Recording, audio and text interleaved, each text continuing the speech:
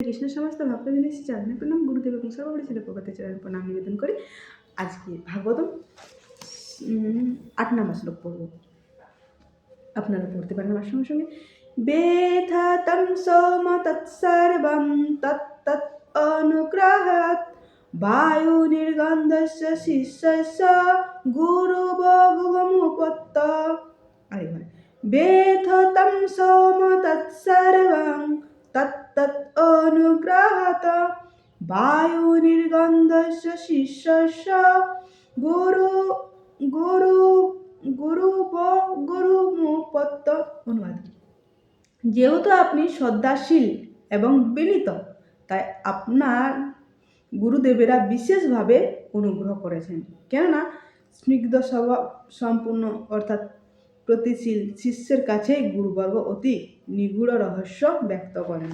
দেখুন এখানে বলছেন যে বেথ তৎসম অর্থাৎ আপনি অত্যন্ত শান্ত প্রকৃতির, তাই আপনার গুরুদেবেরা আপনাকে বিশেষ কৃপা করেছেন। গুরুদেব বলতে শিক্ষাগুরু অনেক হয়, যেমন আমরা অনেক কোর্স করছি, অনেক গুরু আমরা আমাদেরকে শেখাচ্ছে, তারা আমাদের গুরুদেব। তো সেই গুরুদেব আর দীক্ষাগুরু একজন হয়।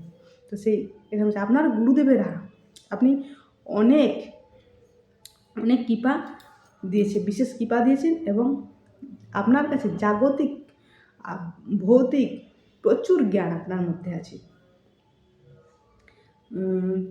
এবং আপনি সুখদেবের কাছ থেকে, সুখদেব গোস্বামীর কাছ থেকে জ্ঞান কৃপা প্রাপ্ত, ব্যাসদেবের কাছ থেকে কৃপা প্রাপ্ত এবং আরও অনেক আপনার গুরুদেবেরা আপনাকে বিশেষ কৃপা করেছেন। তো আপনার মধ্যে অনেক অনেক জ্ঞান আছে।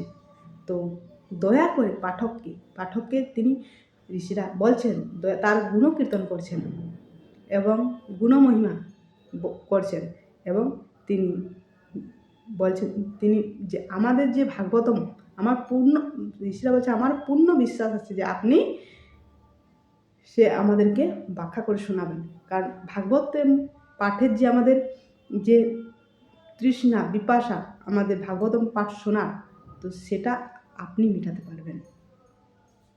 তো তিনি গুণমহিমা করে তারপর প্রশ্ন নিয়ে আসবেন। তো প্রশ্ন আমরা কাল দেখব কী প্রশ্ন করছেন। তো তিনি শান্ত প্রকৃতির ছিলেন এবং অনেক গুরুদেবের কাছে বিশেষ কৃপাপ্রাপ্ত ছিলেন এবং তার কাছে প্রচুর জ্ঞান ছিলেন। সেইভাবে তারা গুণকীর্তন করে তারা এবার প্রশ্ন নিয়ে আসবেন বক্তা। তো বক্তা কীভাবে গুণকীর্তন করতে হয় এখানে শিক্ষা দিচ্ছে। তো আজ এই পর্যন্ত, পরবর্তী আলোচনা পরের শ্লোকে। হরে কৃষ্ণ।